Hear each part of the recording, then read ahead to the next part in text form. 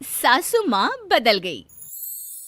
कहानी उस घर की है जहाँ बहू और बेटी को एक माना जाता था, लेकिन फिर अरे शिखा बेटा, तू रसोई में क्यों घुसी रहती है? जा, रोटी मैं बना लूंगी। नहीं नहीं माँ जी, आप बैठिए, बस सारा खाना बन ही गया है। श्वेता को बोल देती हूँ, वो खाना लगा देगी सबका। सॉरी भाभी, मेरे पास वक्त नहीं है। माँ, मुझे पैसे देना, पार्लर जाना है। हाँ हाँ चली जाना, भाभी को भी ले जाना। वो भी जाने को बोल रही थी पार्लर, पर पहले ना मदद कर दे उसके खाना लगाने में। देख माँ, वो बहू है, उसे बहू रहने देना, इतना सर पर मत चढ़ा भाभी को। श्वेता, ज्यादा मत बोला कर। बहू और बेटी में कोई फर्क नहीं होता है। जा जाकर काम कर। ननद को माँ का भाभी से इस तरह प्यार करना बिल्कुल अच्छा नहीं लगता। वो बार बार किसी न किसी तरह माँ को भाभी के खिलाफ भड़काती रहती, लेकिन कोई फायदा ना होता। एक रोज, अरे बेटे किशन, जा बहू को कहीं घुमा कर ला, सारा दिन घर में काम करती रहती है। हाँ हाँ माँ, हम लोग जा रहे हैं ना गोवा। अच्छा जी, भाभी ने तो हमें बताया भी नहीं। वैसे तो सारी पंचायत करती है, ये गोवा वाली बात क्यों छुपा गई हमसे? अरे क्योंकि उसे खुद नहीं पता था बहन। मुझे टिकट सस्ती मिल रही थी तो मैंने बुक कर दिया। हाँ शिखा, पैकिंग कर ले, संडे हम जा रहे हैं गोवा। दोपहर में शिखा पैकिंग कर रही थी कि सास आ जाती है। ये क्या बहू, साड़ियाँ? अरे गोवा जा रही है घूमने या फिर शादी में मायके हैं? माँ जी, ऐसा कुछ है ही नहीं, समझ में नहीं आ रहा क्या रखूं कपड़े में। अरे तेरी और श्वेता की साइज तो एक ही है, उसके कुछ मॉडर्न कपड़े ले ले, आकर लौटा देना। हाँ माँ जी, ये ठीक रहेगा। शिखा श्वेता के पास जाती है और उससे कपड़े मांगती है। ना जी ना, मैं अपने कपड़े ना दूं, वैसे भी फैल जाएंगे मेरे कपड़े, बहुत महंगे वाले हैं। शिखा मुंह लटकाकर कमरे में आ जाती है तो सास कहती है, चल तैयार हो जा, तुझे मैं शॉपिंग करा कर लाती हूँ गोवा की। बस फिर क्या था, सास बहू निकल जाते हैं मार्केट और एक से बढ़कर एक ड्रेस खरीद कर घर आते हैं। पहले बता देती कि नए कपड़े दिलाने वाली है भाभी को, तो मैं अपने ही दे देती ना भाभी को, मुझे दिला देती नए कपड़े। देख श्वेता, परिवार का मतलब सबके साथ रहना होता है, ना कि सिर्फ अपना सोचना। वैसे भी तुझे अच्छे संस्कार सीखने चाहिए। और रही बात कपड़ों की, तो शिखा, आज से घर पर भी तू मॉडर्न कपड़े ही पहनेगी। कोई जरूरत नहीं है ये साड़ी वाड़ी लपेटने की। अब क्या था, घर पर श्वेता और शिखा एक जैसे रहते। एक बार पड़ोसन आती है। अरे बेटा, अपनी माँ को तो बुलाना जरा, बात करनी है। शिखा सास को बताती है और रसोई में चली जाती है। ये आपकी बेटी बहुत बड़ी हो गई है, इसके लिए एक रिश्ता है, कहो तो बता दूं। ये बेटी नहीं बहू है, घर में सब एक जैसा ही रहता है। वैसे मेरी बेटी भी बड़ी हो गई है, कोई रिश्ता हो तो जरूर बताना। पड़ोसन रिश्ता लेकर उन लोगों के घर आती है। तब श्वेता की होने वाली सास कहती है, तो ये घर है, कितने मंजिल का है? और ये बहू ने आपकी क्या पहन रखा है, जीन्स टॉप? अरे भाई, साड़ी वाड़ी नहीं है क्या इसके पास? देखिए, सर्दी है तो साड़ी में बहू कैसे मैनेज करती, वैसे पहनती है साड़ी भी।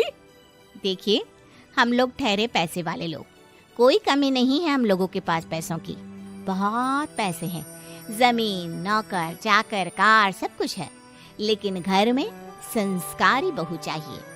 समझ रही हैं ना आप?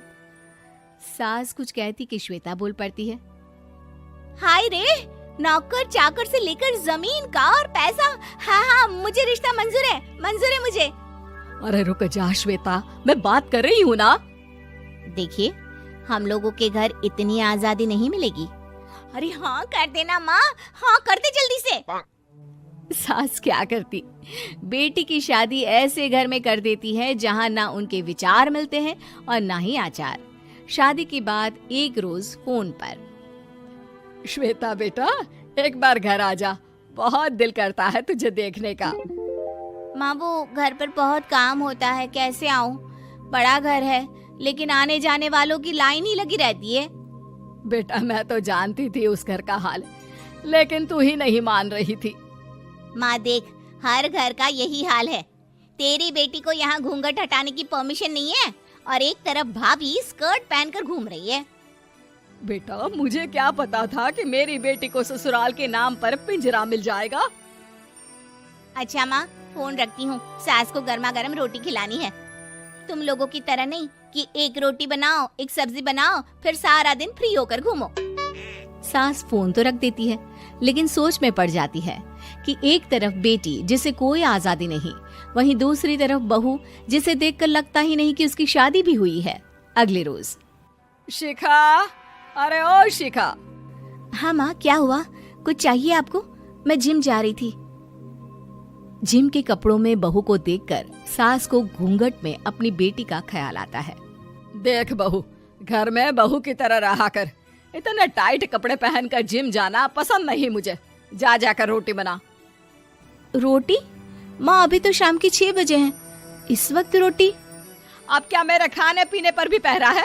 अरे जब मर्जी तब मैं अपने घर में खा भी नहीं सकती क्या? बहू को अजीब लगता है। वो समझ नहीं पाती कि जो सास कल तक इतनी सपोर्टिव थी, उन्हें अचानक से क्या हो गया। वो किचन में जाती है, गरम रोटी के साथ 2 तरह की सब्जी, रायता, सलाद सब लेकर सास के पास आती है। माँ जी, खाना। इतना सारा खाना? राक्षस समझा है क्या मुझे? रोटी मांगी थी मैंने गर्मा गर्म बस। पर माँ जी, रोटी खाती किससे आप? सब्जी तो बनानी थी ना।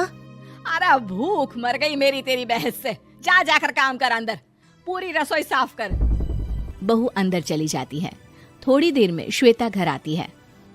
अरे शिखा जल्दी से चाय ला, पकवान बना, मेरी बेटी आई है। अरे नहीं नहीं माँ, ड्राइवर बाहर खड़ा है। मैं तो घर का कोई सामान खरीदने के बहाने यहाँ आ गई हूँ, मुझे जाना होगा। अरे बेटा, पर कितने दिनों बाद देख रही हूँ तुझे, रहने आ जाना 2-4 दिन के लिए। आ जाऊंगी माँ, जब मेरी सास मरेगी तब। मैं तो रोज मन्नत मानती हूँ कि मेरी सास मर जाए तो अच्छा है। अच्छा चल, जा रही हूँ माँ। हे भगवान, कैसे कैसे दिन देखने पड़ रहे हैं मेरी बेटी को। सास अंदर जाती है, जहाँ श्वेता की जिम वाली सहेली का फोन आया होता है। क्या बात है, आज जिम नहीं आई? अरे पता नहीं यार, आज माँ को क्या हो गया अचानक। पर खैर कोई नहीं, लगता नहीं कि मैं अब जिम आ पाऊंगी। शिखा स्पीकर पर बात कर रही थी, जिसे सास सुन रही थी। यार ये सास ना होती ही ऐसी है। मैं तो कहती हूँ बुढ़िया जल्दी मरे और तू आराम से जिए। शिखा को सहेली की बात पर गुस्सा आ जाता है। माँ के मरने की कौन सा बच्चा दुआ मांगता है मोहिनी? आगे से ऐसी बात मेरे सामने मत करना। हमारे घर की शोभा ही माँ है। क्या हुआ जो थोड़ी सख्ती दिखा रही है? उसमें भी कोई ना कोई उनकी भलाई ही होगी। मैं तो कहती हूँ भगवान मेरे जैसी सास सबको दे, जो सिर्फ माँ की तरह है। सास वाली तो कोई बात ही नहीं है उनमें। सास ये बात सुन रही थी। उनकी आंख में आंसू आ जाते हैं कि क्यों वो बेटी की किस्मत में बहू को भी भागीदार बना रही थी। शिखा, अरे ओ शिखा, क्या हो गया? जिम नहीं जाना क्या?